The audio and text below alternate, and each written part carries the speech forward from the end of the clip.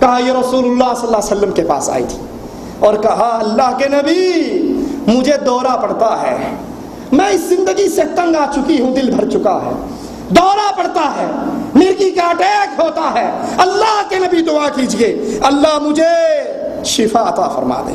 رسول اللہ صلی اللہ علیہ وسلم فرماتے ہیں ان شئتی صبرتی ولک الجنہ، اگر تو اس مصیبت پہ صبر کر لے تو میں تیری جنت کی گارنٹی دیتا ہوں۔ وَإِن شِئْتِ دعوت اللہ ان یعافیک، اور اگر چاہے تو میں اللہ سے دعا کروں اللہ تجھے شفا دے دے۔ جب اس نے اس مصیبت کو دیکھا اور جہنم کی مصیبت سے بچنے کی گارنٹی سنی، جلتی ہوئی آگ سے بچنے کی خواہش گارنٹی سنی، تپتے ہوئے پانی سے بچنے کی گارنٹی سنی، کہتی ہے اللہ کے نبی صلی اللہ علیہ وسلم میں صبر کرتی ہوں، مجھے شفا نہیں چاہیے، میں صبر کرتی ہوں۔ لیکن غیرت ایمانی کتنی ہے، اگلا جملہ سنیے، اے اللہ کے نبی میں مرگی کے دورے پہ تو صبر کر لوں گی، لیکن ایک دعا ضرور کیجئے، جب مجھ پہ یہ اٹیک ہوتا ہے میرا پردہ کھل جاتا ہے، میں بیماری برداشت کر سکتی ہوں، بے پردگی برداشت نہیں کر سکتی، دعا کیجئے اللہ جب مجھ پہ یہ دوبارہ حملہ ہو میرا پردہ نہ کھلے، میں بیماری برداشت کر سکتی ہوں، بے پردگی برداشت، بیماری کی حالت میں، بیماری کی صورت میں۔ یہاں کپڑے کی شاپنگ نہیں یا سونے کے زیورات خریدنے کی شاپنگ نہیں کہ میں دکان میں جا کے چہرہ نیچے کر لوں اور اس سے نرم لہجے میں گفتگو کروں، دیکھو آپ 400 ریال کا لائے تھے اور میں 300 ریال میں لے آئی۔ جب تو اس سے بیٹھ کے گپے مارے گی، چہرے کی زیارت کروائے گی تو ریٹ تو اپنے آپ ڈاؤن ہو جائے گا، کیونکہ تو نے اپنی عزت کا جنازہ نکالا ہے۔ یہاں بیماری کے اندر، دکھ اور پریشانی کے اندر سوال کرتی ہے بیماری پہ صبر کروں گی، لیکن بے پردگی پہ صبر نہیں ہوتا۔ دعا کیجئے اللہ بے پردگی سے نجات دے دے۔ رسول اللہ صلی اللہ علیہ وسلم نے دعا کی تاکہ اس عورت کا پردہ برقرار رہے۔ بخاری مسلم کی روایت۔ پردے کے بارے میں قرآن حکیم کی اس آیت پہ غور کیجئے، سورۃ نور ہے، وَقُلْ لِلْمُؤْمِنَاتِ، اے نبی علیہ الصلاۃ والسلام مسلمان عورتوں سے کہہ دو وہ اپنی نگاہوں کو نیچا رکھیں، وَيَحْفَظْنَ فُرُوجَهُنَّ، اپنی عزت و شرمگاہ کی حفاظت کریں، وَلَا يُبْدِينَ زِينَتَهُنَّ إِلَّا مَا ظَهَرَ مِنْهَا، اور اپنی زینت کو کسی کے سامنے ظاہر نہ کریں، ہاں جو اپنے آپ ظاہر ہو جائے۔ یہ چہرے کے پردے کی بہت بڑی دلیل ہے، اسی پر بحث کریں گے انشاءاللہ۔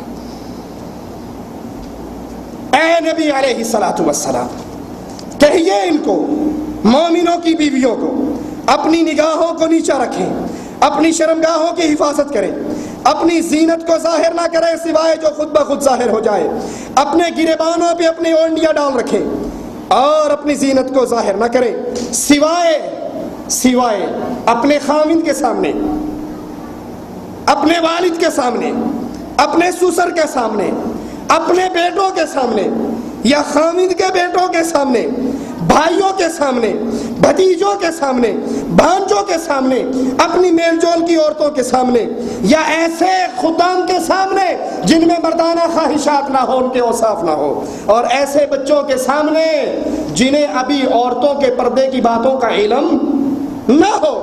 وَلَا يَضْرِبْنَ بِأَرْجُلِهِنَّ، اپنے پاؤں کو زمین پہ زور سے نہ مارے، لِيُعْلَمَ مَا يُخْفِينَ مِنْ زِينَتِهِنَّ، تاکہ ان کے پاؤں کی چھپی ہوئی زینت کا لوگوں کو پتہ نہ لگ جائے۔ وَتُوبُوا إِلَى اللَّهِ جَمِيعًا، سارے کے سارے اللہ کی طرف توبہ کرو اے مومنو تاکہ تم فلاح پا جاؤ۔ اس میں سب سے پہلے اللہ نے جو حکم دیا، مومن عورتوں کو اپنی عزت و عصمت کی حفاظت کا حکم دیا، عفت اور پاک دامنی کا حکم دیا۔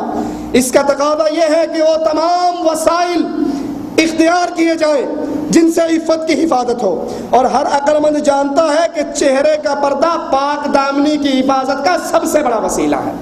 نہ چہرے پہ نظر پڑے گی، نہ آنکھیں ٹکرائیں گی، نہ آنکھوں کا زنا ہوگا۔ بدکاری کا آغاز کیسے ہوتا ہے؟ آنکھ ٹکراتی ہے، آنکھ سے موافقت ہوتی ہے، خیالات دل میں جاتے ہیں، پھر چہرے پہ تبسم آتا ہے، پھر ایک آدھا جملہ نکلتا ہے، پھر ملاقات کے لیے ٹائم طے ہو جاتا ہے، وہ کسی درگاہ کا ہو کسی دربار کا ہو، سلام بھی ہو جائے گا اور کلام بھی ہو جائے گا، بابا جی کے دربار پہ چلیں گے۔ تو آغاز کہاں سے ہوا؟ اسی لیے رسول اللہ صلی اللہ علیہ وسلم نے فرمایا آنکھ کا زنا غیر محرم کی طرف دیکھنا ہے۔ تو قرآن حکم دے رہا ہے کہ سب سے پہلے پاک دامنی کی حفاظت کرو، اور دوسرا حکم وَلَا يُبْدِينَ زِينَتَهُنَّ إِلَّا مَا ظَهَرَ مِنْهَا، عورتیں جان بوجھ کر اپنی زینت کو غیر محرموں کے سامنے ظاہر نہ کریں سوائے وہ جو خود بخود ظاہر ہو جائے۔ کون سی زینت خود بخود ظاہر ہوتی ہے اور کون سی ظاہر کی جاتی ہے؟ جب میں نے پردہ کیا، میں نے ہاتھوں پہ دستانے نہ پہنے، میں نے چہرے کو نہ چھپایا، یہ اپنے آپ ظاہر ہوئی ہیں یا ظاہر کی گئی ہیں؟ سوچئے، اللہ کے لیے عقل بہت بڑی نعمت ہے۔ یہ اپنے آپ ظاہر ہوئی ہیں یا جان بوجھ کر ظاہر کی گئی ہیں؟ اپنے آپ ظاہر کیا ہوتا ہے؟ میں نے چادر کی، ہاتھوں میں دستانے پہنے، چہرے پہ پردہ کیا، ایک آنکھ کھولی یا تھوڑی سی جگہ کھولی راستہ دیکھنے کے لیے، لیکن اب میں نے اپنے جسم کو چھپانے کے لیے جو چادر کی، یہ چھپ سکتی؟ یہ زینت کی جو چادر ہے، جو لباس ہے، جو برقع ہے، جو جلباب ہے، یہ چھپ سکتا؟ اس چادر کو چھپانے کے لیے اوپر ایک اور چادر کروں گا تو وہ بھی نظر آئے گی۔ میں 1000 چادریں اپنے اوپر باندھ لوں تو چادر تو بالآخر نظر آئے گی۔ تو یہ وہ چادر کی زینت اپنے آپ ظاہر ہونے والی، جس کو چھپانے کا کوئی طریقہ کار نہیں ہے۔ لیکن ہاتھوں کو تو چھپانے کا طریقہ کار ہے دستانے پہن کر، چہرے کو تو چھپانے کا طریقہ ہے جلباب پہن کر، لیکن جو اوپر کی زینت ہے اس کو چھپانے کا کوئی طریقہ نہیں۔ تو یہاں چہرے اور ہاتھوں کو چھپانے کا حکم ہے، لیکن جو زینت اپنے آپ ظاہر ہو جائے، جس چادر سے پردہ کیا جائے، وہ اپنے آپ ظاہر ہے، اس کو جتنا بھی چھپانا چاہو وہ لوگوں کو نظر آئے گا۔ یہ کالے برقعے میں کوئی اور جا رہی ہے، تو یہ اس آیت سے مراد ہے۔ اللہ اکبر۔ اور یہاں پر حکم دیا جا رہا ہے مخفی زیب و زینت وہ ظاہر کر سکتی ہیں کن کے سامنے؟ کن کے سامنے؟ اپنے باپ کے سامنے۔ یہ ہے مخفی زیب و زینت۔ اپنے باپ کے سامنے ہاتھ اور چہرہ کھولا جا سکتا ہے، بیٹوں کے سامنے، بھتیجوں کے سامنے، بھانجوں کے سامنے، سسر کے سامنے، چھوٹے بچوں کے سامنے، ان کے سامنے اپنی زیب و زینت کو کھولا جا سکتا ہے، ہاتھ اور چہرے کو کھولا جا سکتا ہے۔ جس طرح حدیث میں آتا ہے، ابو ہریرہ رضی اللہ عنہ وارضا اپنی والدہ کی طرف آئے، دروازے پر پہنچے، اندر سے پانی گرنے کی آواز آ رہی۔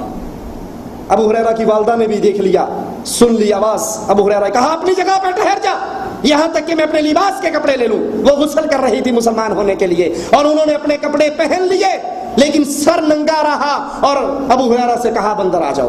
یعنی سر محرم کے سامنے کھولا جا سکتا ہے، ہاتھ کھولے جا سکتے ہیں، چہرہ کھولا جا سکتا ہے باپ اور بھائی اور بیٹوں اور بچوں کے سامنے۔ وگرنہ جو نامحرم ہے ان کے سامنے سارا بدن چھپایا جائے گا۔ ہاں، جو چھپانے کے لیے چادر استعمال ہوئی ہے یہ تو ما ظہرا، یہ تو اپنے آپ ظاہر ہوئی ہے، اس کو چھپانے کا کوئی طریقہ نہیں۔ اور تیسرا اس آیت میں حکم وَلْيَضْرِبْنَ بِخُمُرِهِنَّ عَلَى جُيُوبِهِنَّ، عورتوں سے کہو اپنے گریبانوں پر دوپٹے ڈال کر رکھیں۔ امام بخاری رحمہ اللہ صحیح بخاری میں باقاعدہ باب باندھتے ہیں، باب وَلْيَضْرِبْنَ بِخُمُرِهِنَّ عَلَى جُيُوبِهِنَّ، اور اس باب کے تحت جو حدیث لے کر آئے ہیں وہ سنیے۔ حضرت عائشہ سے روایت نقل کرتے ہیں، انہوں نے فرمایا اللہ رحم کرے ہجرت کرنے والی پہلی عورتوں پر جنہوں نے جب اللہ تعالیٰ کا قول سنا اور یہ قول نازل ہوا وَلْيَضْرِبْنَ بِخُمُرِهِنَّ عَلَى جُيُوبِهِنَّ، تو اپنی چادریں پھاڑ کر انہوں نے اس سے اپنے چہروں کو چھپا لیا، اپنی چادریں پھاڑ کر ایسا کپڑا بنایا، بِخُمُرِهِنَّ ایسے کپڑے تیار کیے جو ان کے چہروں کو اور ان کے سروں کو چھپا لیا کرتا تھا۔ ابن حجر رحمہ اللہ اس حدیث کی اور اس لفظ کی بِخُمُرِهِنَّ کی شرح کرتے ہوئے کہتے ہیں اَيْ غَطِّينَ وُجُوهَهُنَّ، انہوں نے اپنے چہروں کو چھپا ڈالا۔ فتح الباری کے اندر یہ روایت موجود ہے۔ کوئی اعتراض کرنے والا کر سکتا ہے کہ پورے قرآن پاک کے اندر چہرے کو ڈھانپنے کا حکم تو نہیں دیا گیا، آپ استدلال ہی کر رہے ہو، چہرے کا لفظ تو استعمال نہیں ہوا۔ تو ہم اس اعتراض کرنے والے کے جواب میں کہیں گے کہ قرآن نے گردن، کندھے، کوہنیاں، ہتھیلیاں، ان کو ڈھانپنے کے لیے ان لفظوں کو بھی استعمال، تو کیا خیال ہے؟ کوئی ہے جو کہے کہ گردن، سر، کندھے، کوہنیاں یہ بھی ننگی رہے؟ کوئی ہے جو یہ کہے؟ کوئی نہیں کہے گا، سب کہیں گے نہیں جی نہیں، گردن، کندھے، کوہنیاں، ہتھیلیاں ان کو تو چھپانا ہی ہے۔ تو جب ان کو چھپانا ہے تو چہرہ تو بالأولیٰ ہے ان سے.